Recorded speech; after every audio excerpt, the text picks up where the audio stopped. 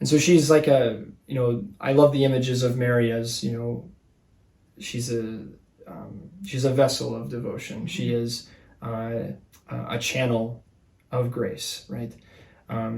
She's an aqueduct that holds water and lets water run, right? And so she is constantly one who was contemplating the mystery of God and allowing that mystery to flow from her heart, which allows us to get into the wellspring of grace. So our Marian consecration, or Marian devotion in general, praying the rosary, praying the prayers for Mary's intercession, are not an obstacle, but they're a magnifying glass. They're a channel to grow closer to Christ. Again, she magnifies the Lord, and that's exactly what we want to do. So she's not in the way. Right. It's a both and.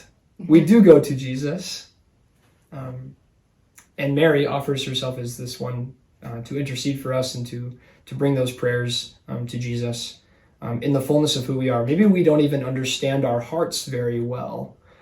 When we are in distress, when we do feel as though we've lost God, Mary knows that experience, having lost the Christ child in Jerusalem. She can understand the magnitude of distress because she is so perfect. So when she sees sin, she understands the gravity of how wicked and evil things can be. She can understand that because she is so perfect.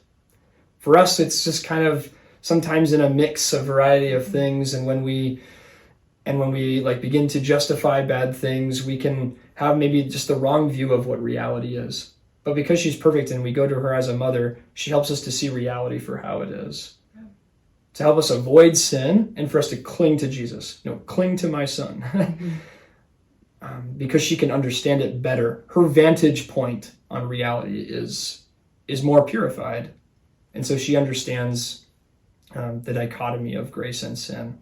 And so she always is waiting for us to turn to her so that she can bring us to Jesus even more quickly, just even more, with greater expedience, with greater haste. Yeah. She wants to bring Jesus to us.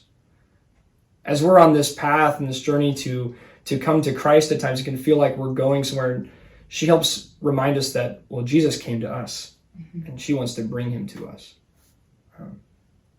So, yeah, I did 33 days to morning glory. The first time I did Marian consecration, gone and tried Louis de Montfort, and I really loved Louis de Montfort. True Devotion to Mary, one of the best books I ever read. Sparked my heart to really have confidence in Mary's intercession, confidence in approaching her, and was the beginning of developing a real relationship with Mary as one who I want to commit my prayers to, that she might bring them to Christ with just greater purity and love. I've done 33 days to morning glory, and I'm doing it again. But it was really Lourdes that committed me to Mary's going to Lourdes. Yeah. Yeah? Not to one up you from your Louis de Montfort book, but... Well, it's fine. We both love Saint Bernadette. We do. So this is a uniting factor for us. Yeah. Don't think that it's all just division here. But there is, we both have a devotion to Saint Bernadette, and Lourdes is it's our favorite Marian apparition. Yes. For the both of us. Yeah, we can say that with confidence. With confidence. It is both of our favorite apparition. Yeah, we've both been to Lourdes. There's this point at Lourdes where you can sit where Bernadette was when Mary appeared to her, and it's across this river. Yeah. Is that what you call it? Yeah, where the altar is in the grotto. Yeah, and so you can sit where that statue of Bernadette is, and you can look across and you can see the grotto and you can see Mary. And it was, I can remember sitting there in that moment and just realizing after all of these months of preparation for this trip that Mary is really my mother, and Mary really wanted to take care of me. Yeah. And Mary really wanted to lead me to Jesus. And she loved me just as I was. And this immense freedom in this relationship with Mary, and that returning to a childlike faith that I finally let down my guards and I let Mary love me right there. And it was, I don't know, it was really beautiful and it was really cool because then I was like, Bernadette was like in this spot and Mary really appeared right over there. And how crazy is that? And how beautiful. And yeah, it was like... Mary told Bernadette to eat grass on that spot. And she did. And she did. And she did. She did it because she was like sold out for the faith. Like, yeah.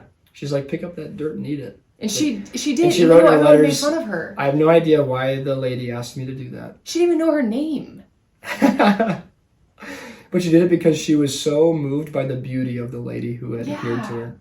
Which goes back to, Sister's point in the very beginning, the intimidation factor of Mary.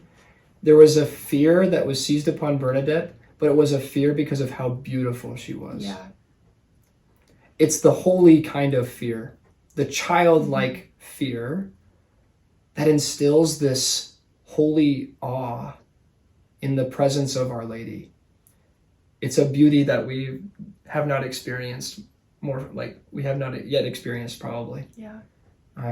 To be visited by the mother of the Savior, the mother of God. She was intimidated by how beautiful she was. And that's a beautiful kind of intimidation. It's like a holy childlike fear. Yeah. And so Bernadette can become a helpful saint in this place. Yeah. She struggled with various mental capacities, couldn't learn her catechism, wasn't admitted to receive the Eucharist because of her lack of catechetical knowledge, and yet Mary comes and visits her, and she became a victim soul in many ways. Mary told her that many of the graces that would come from Lourdes were not for Bernadette to experience in this life. She said, I cannot promise you joy in this life, but only in the next. And that was for the sake of the workings of many healings in Lourdes. So it's a beautiful place to go to. And I think just one last thing on Lourdes, but just a beautiful testament to Mary's maternal care is Bernadette. So Mary appeared to Bernadette 17 times, and then on the 17th time, Mary never said, "Come back," or "I will visit you again," or that visit just kind of ended.